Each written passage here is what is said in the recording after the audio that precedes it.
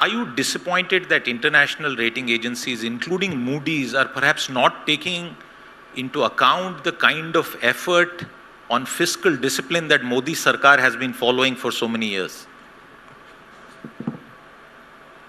Yes, fiscal discipline, transparency,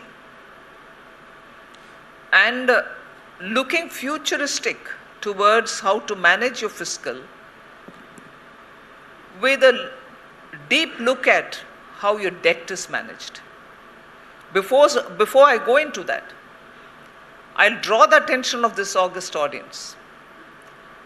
The fiscal deficit number for the coming year, 25-26, is 4.4, because that's the glide path we had given ourselves. Under 4.5 we will reach. The much talked about capital expenditure makes up for 4.3% of our GDP. I'm sure you in the audience will immediately understand where I'm going or where I'm coming from. If my fiscal deficit at 4.4 is almost the same as my public expenditure to the GDP on capital assets, 4.3 that is. What does it say?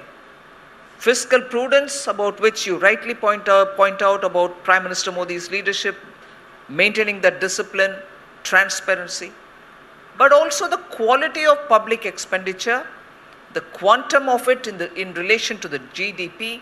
If it's matching with your fiscal deficit, it means you're borrowing only to spend on capital expenditure, creating assets.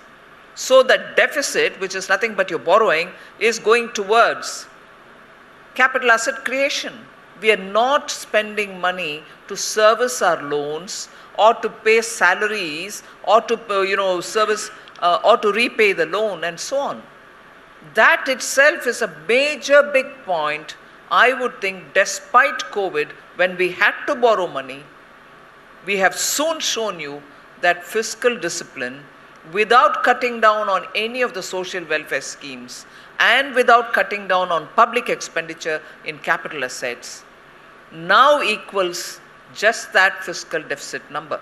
I would think this is observers of Indian economy, whether they are credit rating agency or anybody else, should look at this. I wouldn't think anybody else other than Prime Minister Modi, with all his experience as the Chief Minister of a state like Gujarat, and now as Prime Minister, now the third term as Prime Minister, unless he is a keen watcher of the economy and guiding us on it, we would have been in a position to achieve.